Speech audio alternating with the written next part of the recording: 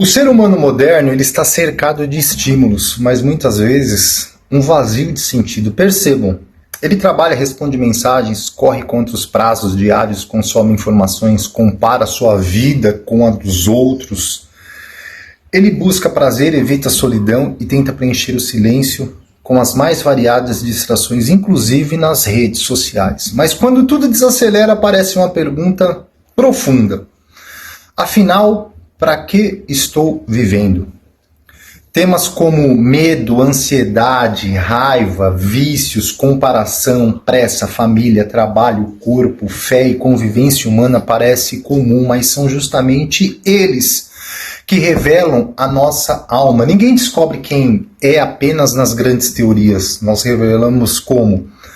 No trânsito, numa crítica recebida, numa conversa difícil, numa tentação, numa perda, numa espera, numa noite de insônia ou numa escolha silenciosa que ninguém vê.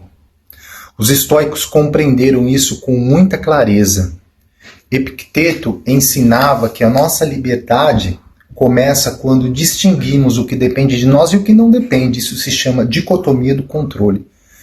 Sêneca alertava com uma vida desperdiçada em distrações, excessos e ambições. Não é que nós não temos muito tempo, é que a gente desperdiça com futilidades. E o imperador Marco Aurélio, ele lembrava diariamente a si mesmo que precisava agir com justiça, moderação, humanidade e humildade para com o próximo. Para eles, a filosofia não era a fuga do mundo, mas era um treinamento para viver melhor dentro dele. Mas o vazio existencial sempre foi profundamente percebido, por exemplo, por Søren Kierkegaard. Para ele, o homem ele sofre não apenas porque tem problemas externos, mas porque muitas vezes ele foge de si mesmo.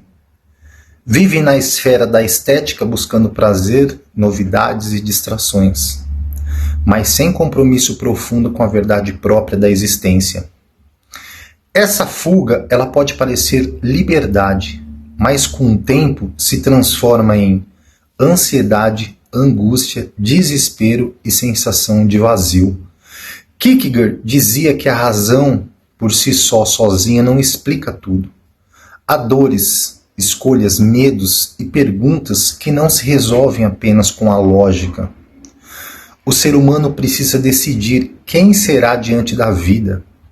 Precisa dar um salto, sair da superficialidade, assumir responsabilidade ética e, no nível mais profundo, abrir-se à fé, à profissão de fé de cada um, ao sentido e ao divino. É aqui que o estoicismo clássico e o neo-estoicismo renascentista se encontram. O estoicismo nos dá a clareza, disciplina, domínio interior. O neo-estoicismo acrescenta confiança na providência, força espiritual e humildade diante daquilo que não compreendemos.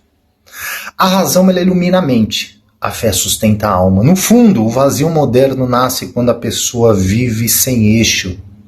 O que é isso? Viver sem virtude, sem silêncio, sem propósito, sem profundidade e sem presença. A solução não está em acumular mais distrações, mas em voltar ao essencial, governar a si mesmo, cuidar da alma, agir com justiça, aceitar o que não controla, cultivar a fé e viver com sentido. Vivemos no automático. E a fé de cada pessoa, independentemente da sua tradição religiosa, profissão, de crença, ela pode funcionar como um ponto de sustentação interior diante do caos da existência. O homem precisa de significado, transcendência, amor aqui, latim, e esperança. Alguns encontram isso na oração, outros na contemplação, outros no serviço ao próximo ou na própria consciência moral. O importante não é viver apenas na superfície das coisas. A alma humana adoece quando perde totalmente o sentido, mas começa a se reconstruir quando reencontra algo maior do que o próprio ego. Porque o grande drama do nosso tempo não é a falta de informação, é a falta de interioridade. E a filosofia volta justamente para nos lembrar: antes de vencer o mundo, o homem precisa reencontrar a si mesmo.